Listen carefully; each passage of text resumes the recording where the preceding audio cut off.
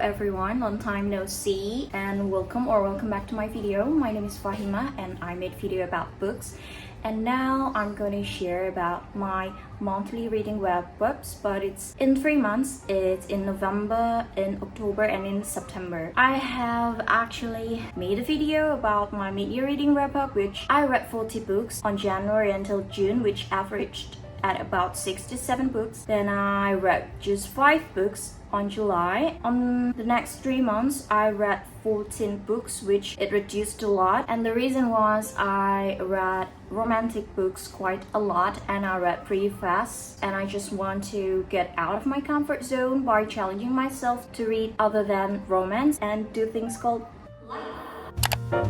Moving on to the monthly reading wrap-up, which started on September. I read The Ballad of Never After by Stephanie Garber. So it's the second book of Once Upon a Broken Heart series. I love this book. I enjoyed reading this. This book is perfect. If I rate the first book 5 stars, I rated this book 6 stars. Stephanie Garber wrote a pretty story. It has a good plot. It has amazing characters. We all love Jax, but the ending of the story is just so crazy and I can't wait to read the last installment of the series. Yeah, 6 stars. So moving on to another highly anticipated read of this year. I made a whole video about reading these Fourth Wing, and all I can say is it's worth the hype. And I could actually see this book being made into a series or the movies, and yeah, I heard that these will be made into series. Fourth Wing, 5 stars. And then I read Lessons in Chemistry, which is out of my comfort zone because it's a historical fiction, the genre. I kept on putting off reading this book just because I'm afraid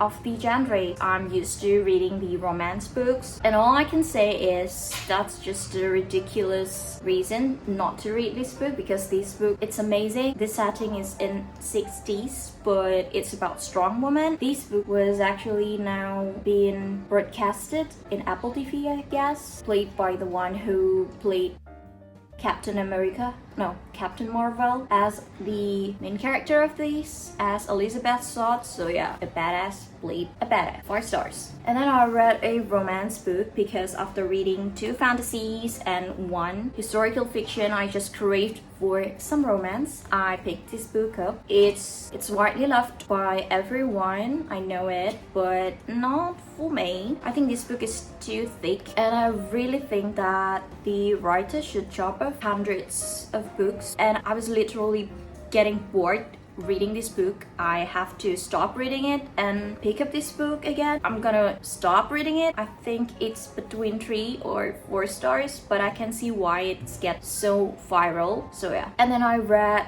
Dolores Claiborne by Stephen King. I picked this book up because I just crave for some thriller book. I had an enjoyable memory with reading Billy Summers by Stephen King, but not this book. I'm a grammar nerd, a big grammar nerd, and this book is about Dolores Claiborne. She's in her 60s. Stephen King described her as a rough woman, and she just said what's on her mind, neglecting all the grammars. And I do not think it's quite thriller enough to be called a thriller book, so 2 stars for Mr. King. So that's 5 books I read on September. Moving on to the books I read on October. October has been a pretty busy month for me, and I just read 4 books on October, and I think I did a pretty good job. So it means I was reading 1 book per week, not bad. The first one was Slow Days, Fast Company by Eve Babbitt. It's like a hot girl read. It's about LA. It's about Eve Babbitt trying to tell us stories about her life, about LA, about everything about her life in LA, and I really felt like reading a diary of a cool girl in Los Angeles. Did I enjoy it? Not much. I was seeing this cool girl living in LA from afar, and I'm not quite related to her at all. So 3 stars. After that, I read Love Theoretically by Ali Hazelwood. I had an enjoyable experience reading her love hypothesis, but I didn't read her other book, Love on the Brain, because I don't know. no other reason, but I wanted to read this just because everyone read this and everyone loved this, and I just having this kind of fear of missing out. Then I decided to read this. I rate this book a 3 stars. Not because this book is bad. I giggled through this book for the entire time, but I just didn't quite relate to the characters. I didn't have sympathy towards them. But if you wanted to have a light reading, or if you want to get out of your slum feeling, read this book. It's enjoyable, but for me it's 3 stars. And then I read Thornhedge by T.K. Fisher. It's my very first ever retelling story. I've never read about retelling before. It's a retelling story about Sleeping Beauty, but the twist part is there's a princess trapped in a tower. This isn't the story. It's kind of ironic because I spent quite a few days just to finish this thin book. It's less than 200 pages, but I got so bored. This is a horror book. This is a thriller book, but I didn't feel the thrill at all reading this book. Maybe a retelling story just not my cup of tea, so 2 stars, sorry. And then I read one of my most anticipated book of this year, Things We Left Behind. Before reading this book, I heard that many YouTubers, many booktubers, they are disappointed with this book, and I kind of let that prejudice came to me. I had to lower my expectation reading this book, but this book didn't disappoint me at all. I love this book. Maybe it's my favorite Knock Him Out series. I love the first one. I didn't really love the second one, Things We Hide from the Light, but this one I love it. Lucy Scory tends to write a long story, but I swear you guys, this just flew by. I read this pretty fast because they are so cute, so heartwarming. There will be many tears while reading this book, so I give this book a 5 stars. It's like a cute, heartwarming wrap up to this series. And then we're moving on to October read. First one I read, Divine Rivals by Rebecca Ross, which is the craziest book ever this year just because it got viral and it's so hard to get this book. I literally have to wait for 2 months, and I get why this book got viral and everything. It's a fantasy book, but it's not that whimsical, or it's not just so many fantasy things in this book, but regardless, it has a cute story, a fantastic plot, and the cliffhanger of this book, it's so crazy, and I can't wait for this second book. The Ruthless Vows came out in December 26th, so yeah, 4.5 stars rounded to 5 stars.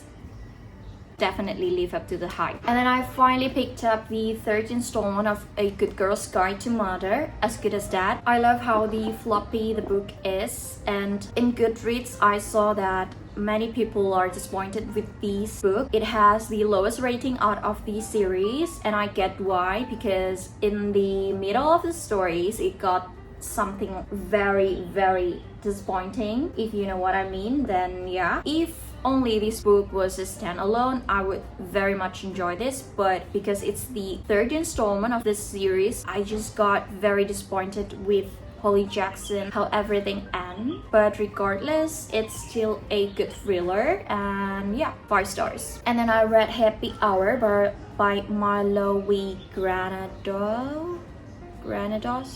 Yeah, as everyone say that the book has no plot, but it's all about vibe, about 2 best friends, 2 girl best friend, 2 girlies hanging out together in New York, living in New York together, and many things happened. I just love this. I just love the characters, and yeah, I got bored from time to time, but regardless, it really is about a vibe, and I love New York, so it kind of, I gave this book a 4 stars. Read this if you want to read a light-hearted stories about 2 girlies living in New York, living their life to the fullest. 4 stars. And then I finally read Wildfire by Hannah Grace. This is the 2nd installment of the series. The first one is Icebreaker, which I loved so much, but I didn't think this book beat the first one because I just love Icebreaker that much. I give this book a 4 stars, not because this book is bad or whatever. I love Hannah Grace, I love her writing, I love her story. I just love Icebreaker better than these, so 4 stars. And then I finally picked up the Naturals. This is the first series, the first installment of the Natural series. There are 4 books in total. It's by Jennifer Lynn Barnes. She wrote the Inheritance Games, which I haven't read. I felt this urge to read this book because it's a young adult thriller. I heard that this is like Criminal Minds and it's a young adult, so it's not that heavy read, so I picked these up. I read this quite fast and I have definitely no regrets, 0 regrets in picking up this book, and I'm looking forward to reading the next installment. So yeah, 5 stars, read these, recommended. So guys, that's basically the 14 books I read through 3 months from August to October. Hope you guys are informed with insights or informations.